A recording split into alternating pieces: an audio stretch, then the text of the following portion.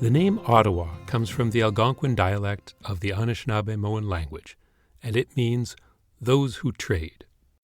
When you hear the name Ottawa, most people consider it a buzzword for the federal government. But it's one of Canada's largest and oldest cities, with a history that begins long before the feds decided to call it home. My name is Brendan Ray, and I moved back to Ottawa in October of 2022. And if you would let me take a moment to introduce you to the city, I hope that you'll find it worth your while. According to the 2021 census, Ottawa, Ontario, with a population of just north of 1 million souls, is the fourth largest city in Canada by population, politely giving the lead to Toronto, Montreal, then Calgary. What? I hear you saying. Ottawa's got more people than Vancouver. That can't be right. Well, it is, if only because the city keeps on collecting smaller neighboring communities and bringing them into what we call the city of Ottawa. What was once a small town outside of Ottawa then became a suburb, then became part of the city itself. The city's been growing this way since the days before it was called Bytown, by grabbing a hold of these smaller communities and making them a part of the whole. It was only 2 years before being named the capital in 1857 that the city of Ottawa was incorporated on January 1st of 1855. Now I know what you're thinking. How could you not? The city is obviously a Capricorn. Steady, sure-footed, affiliated with the metal lead and the planet Saturn. This would be a great conclusion, if not for 2 major reasons. The first is that urban astrology isn't really a thing. The second, which justifies the first, is that on the day prior, December 31st, 1854, the place was not empty. People have been living here for quite some time, actually. It was called Bytown when Colonel John By incorporated some of the settlements way back in September of 1826.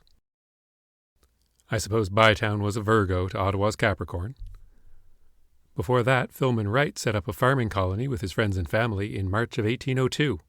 Apparently Wrightstown was a Pisces. Etienne Brulé was the first European to stop by in 1610. Of course, the Algonquin had arrived on the scene centuries before that. What I'm trying to say is that the city didn't really have a start, but a series of starts, and a gradual evolution into the city that it has thus far become. The Ontario city stretches along the southern shore of the Ottawa River as it flows eastwards towards the St. Lawrence at Montreal. The North Shore, on the Quebec side, is the host of the city of Gatineau, connecting automotive traffic to the capital by 5 bridges: the Champlain, the Eddy, the Portage, the Alexandra, and the Macdonald-Cartier, and a 6th pedestrian bicycle bridge named after the Algonquin elder and chief William Commandant. The city also dives southward along the narrower Rideau River, as those waters flow northwards from their Frontenac Lake regional headwaters, crossed by 13 other smaller bridges within the city. This gives the city a bit of a T shape, with a long east-west stretch that hugs the Ottawa River and Highway 417, known locally as the Queensway, and a roughly north-south stem along the Rideau, flanked on the east by Riverside Drive and the west by Prince of Wales Drive. Many capital cities in the world become the urban personification of their nation. London, Paris, Rome, and Washington all project an urban history of imperial greatness. Ottawa is largely an administrative capital, without the local cultural currency of Montreal or Toronto, and so it compares more with capital cities like Brasilia or Canberra, always in the wings for Rio de Janeiro or Sydney, respectively. That being said, much of the drama of the emerging nation of Canada took place in Ottawa as a microcosm for a single city.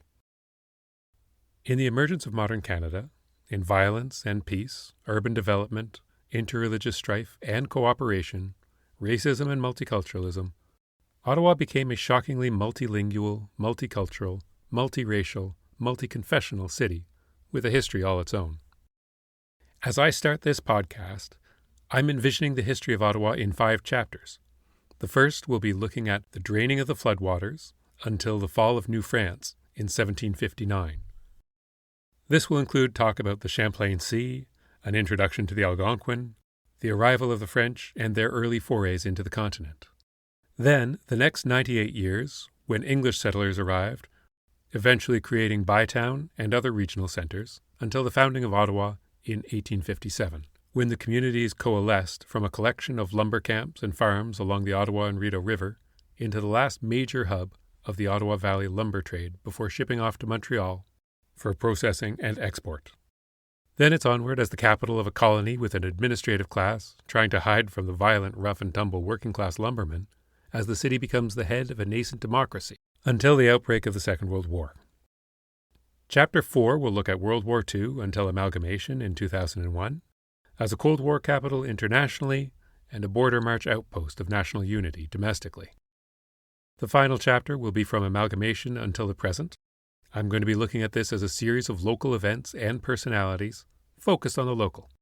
Even though this is a history podcast, each episode will include a final segment as to why this historical event or phenomenon is important today, why it matters, and how you can see evidence of that in the world today. Ottawa has always been a contextual city, subject to the world around it. Understanding that backdrop is important, and this podcast will go chronologically, so if you're not interested in a particular period of time, you can always jump forward a century or so to a period that grabs your interest more. Another element to consider about the context is that the forces that created Ottawa are much older than the city itself and exist beyond the city limits. Much of the story of Ottawa begins with people from far away, and their stories are a part of our own. I hope that you can join me on this voyage along the Ottawa River. A typical episode will be between 10 and 20 minutes, and my hope is that you can join me on this voyage along the Ottawa River, flowing to our present day, and can learn about the National Capital Region as something other than simply a byword for the federal government. It's a city that's grown with the country, and sometimes in opposition to it. Together we'll learn about the city itself and the world and country that created it. So grab your canoe and let's make this trip together. The official motto of the City of Ottawa is Advance Ottawa en avance. And I'll leave you with those words. Advance Ottawa en avance!